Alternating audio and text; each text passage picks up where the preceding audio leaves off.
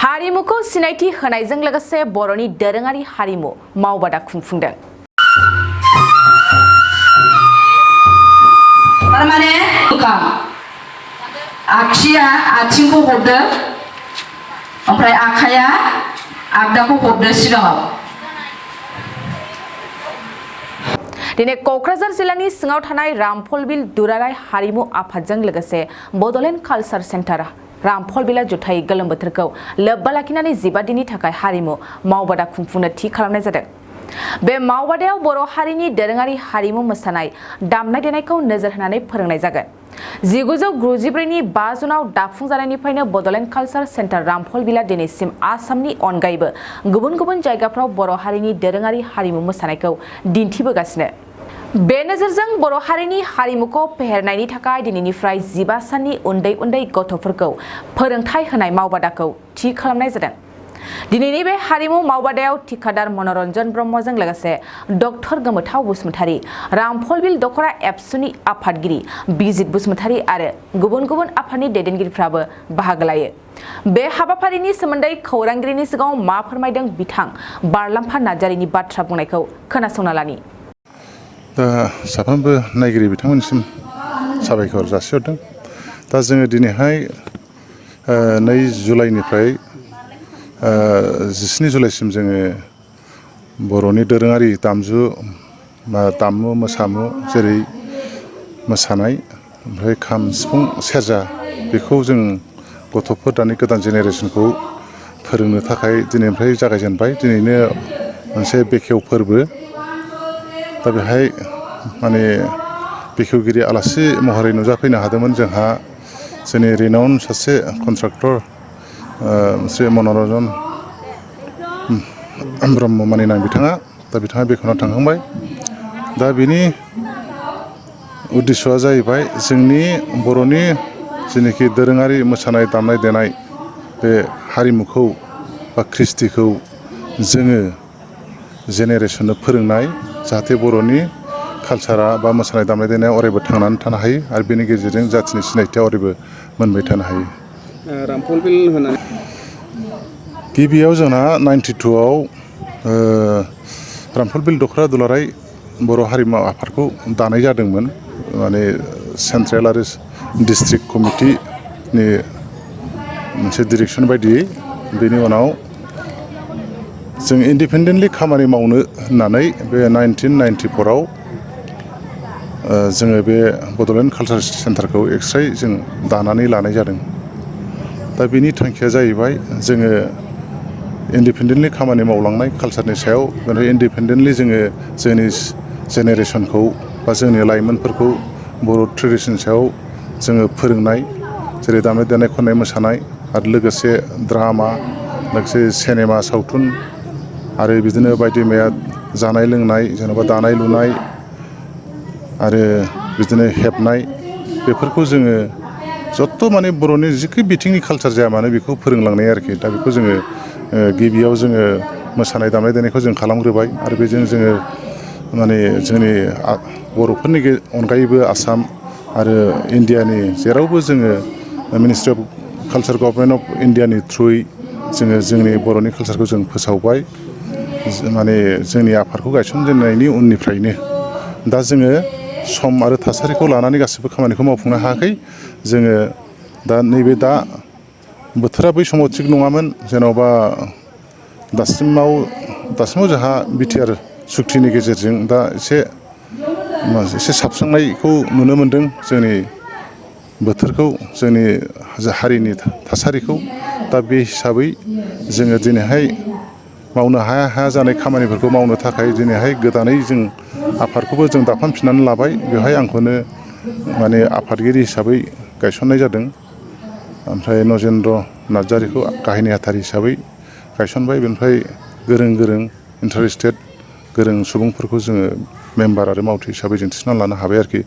दा जोङो थांखि लानाय गासिबो हाबाफारिफोरखौ जों मावलांजोबसिगोन। जोङो सावथुननि खेथ्रआवनो होन, जोङो इउटुब चेनेलबो जों खुलिबाय। जों बेवहाय बेसिकेलि जों फानि जिनिसखौ बारा होआजासेनो जों दोरोङारिनि सायाव बा बर'नि हारिमुनि सायाव जों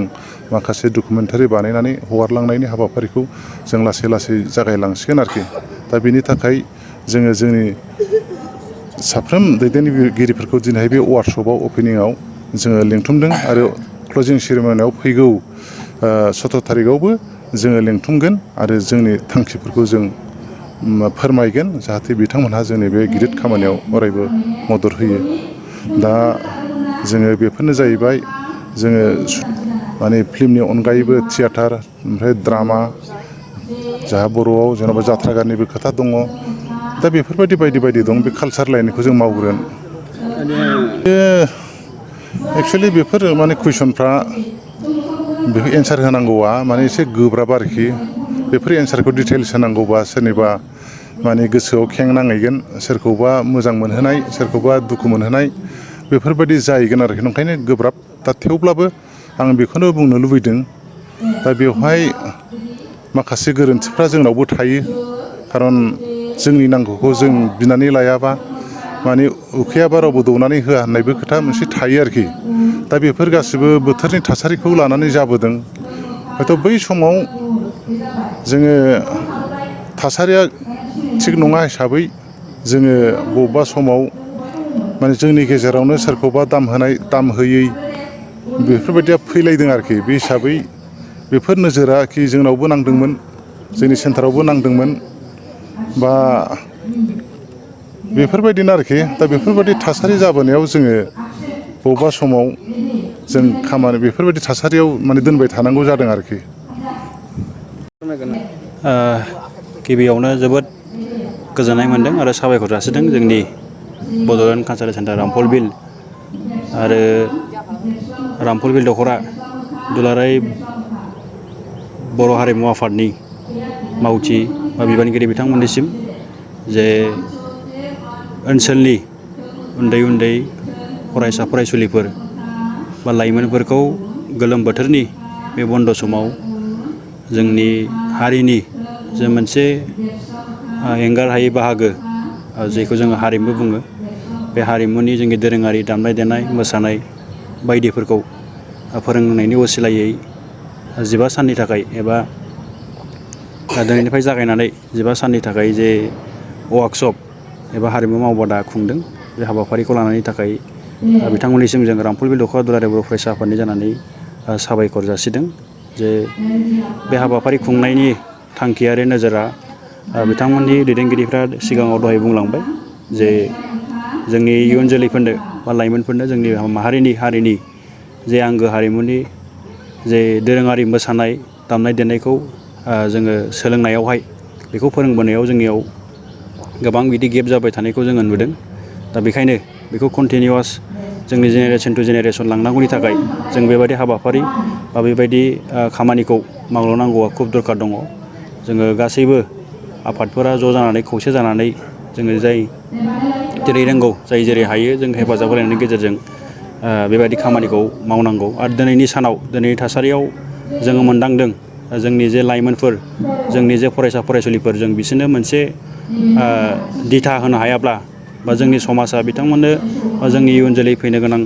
फरायसाफोरनो मोनसे लामा दिन्थिनो हायाब्ला मोनसे गिलु फालु खैफोदाव बा बेबायदि जेंनायावहाय गोग्लैयैखौ जोङो नुदों दिनै नुयो फ्राय ड्राग्स जानाय बा बेबायदि गान्जा सोबनाय बेखौ जोङो एसे आगोलाव गुबुन गुबुन जायगाफ्रावसो टिभिफ्रावसो नुयोमोन बहाबा मेघालयआव बहाबा मणिपुराव दा फैयै फैयै बियो दिनै जोंनि आसामावबो सफैबाय क'क्राझारावबो सफैबाय आरो जोङो रामफल बिल हिसाबै जोङो दख'रा आफाद हिसाबै मोनसे हिसाब खालामजों मोनसे जोङो नायदों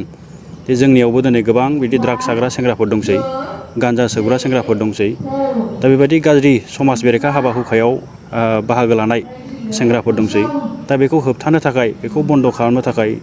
जोङो बिसोरनो बेबायदि मोनसे बेस्थ'थायाव थानायनि बा गुबुन गुबुन बेबायदि गाज्रि हाबा हुखायाव थाङैनि थाखाय जोङो माखासे खामानि बा बेबायदि हाबाफारिफोरजों जोङो सम खाथाय होआब्ला जोङो खैफोद गोनां बेबायदि हिसाबै जोङो सांग्रांथियारि हाबाफारि गुबुन गुबुन हाबाफारि लानायजों लोगोसे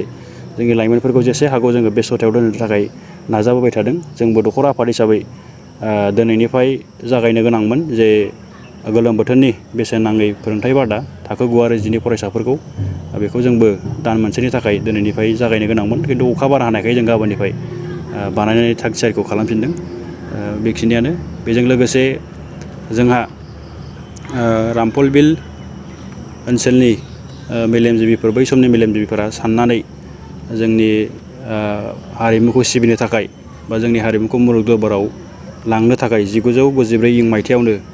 जे गायसनजानाय बड'लेण्ड कालचारेल सेन्टार रामफल बिल दा बे सेन्टारनि गेजेरजों जों बयबो मिथिगौ गोबां जोंनि बेनि आर्टिस्टफोरा बा बिनि बिबानगिरि दैदेनगिरिफोरा 1994 मायथाइयाव जोनोम जानायनिफ्राय जोंनि बर' माहारिनि हारिमु बिथिङाव गोबां बिहोमा होबाय गोबां भारतनि खना खनला जायगा आरो भारतनि बायहेरायावबो बिथांमोना मोसानाय बा जोंनि जे दामनाय देनाय बेखौहाय मिथिहैहोनाय गोसारहैनाय जोङो बेखौ नुनो मोन्दों दा दिनै फैयै फैयै 25 बोसोर बारलांजोबबाय बा सिलभार जुबिलि मोनफैलायबाय दा जोङो नायोब्ला बे सेन्टारनि जे मावख' बा बेनि इनफ्रास्ट्राक्चारफ्रा जेरैबायदि जौगानांगौमोन जोङो बेखौ जौगानो हायाखै बेवहाय जोंनि दैदेनगिरिफोरा बा जोंनि जायफ्रा पावाराव दङ बा जायफ्रा गोहो गोनां बे बिथांमोनहा नोजोर खोख्लैनांगौ आरो बेखौ अनसायनांगौ बेनि इनफ्रास्ट्राक्चारानो जा बेनि गासैबो अफिस अफिलाफोरखौ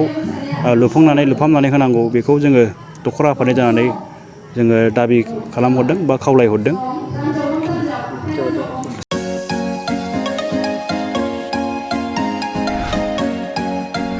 BA BSc हाबनो गोनां फरायसाफोरनि थाखाय गोनां फोसावथाय गसाइगाव जारागुरि गोविन्द बसुमतारी फरायसालिमायाव BA BSc डिग्रीनि मुं थिसननाया सोलिगासिनो गिबिसिन मुं थिसनहैनाय सा 150 फरायसाफोरा बेसेन नाङाजासे मुं थिसननो हागोन 150 निफ्राय 200 सानि गेजेराव 75 जौखोन्दो रेहाय 201 निफ्राय 250 सिम 50 जौखोन्दो रेहाय आरो 250 निफ्राय 600 नि गेजेराव मुं थिसननायनि रांखौ 25 जौखोन्दो रेहाय होनाय जागोन जारागुरि गोविन्द बसुमतारी फरायसालिमाया बड'लेण्ड मुलुगसोलोंसालिजों गनायथि होजानाय गुन गोनां फोरोंगिरिफोरजों लोगोसे फरायसाफोरनि गाहाम सुबिदा गोनां फरायसालिमा बड', इंराजि, एसामिस, political science, history, economics, education, philosophy, sociology, geography आरो मेथ्स आयदाफोरखौ लानानै फरायसाफोरा बे फरायसालिमायाव फरायनो हागोन लोगोसेयैनो फरायसाफोरा लाइब्रेरिनि सुबिदा extra curricular activities career counselling सांग्रांथियारि हाबाफारि रिविजन क्लास लोगोसे स्पोकन इंग्लिश सेल्फ डिफेन्स आरो कम्पिउटारनि उफ्रा सोलोंथाइबो लानो हागोन गोनो गोथो मोनदोंब्ला दानो 9706680878 7002271 आरो 7002131754 जानबुं अनजिमायाव जगाजग खालाम college website www.gbcj.edu.in email ID govindcollege@gmail.com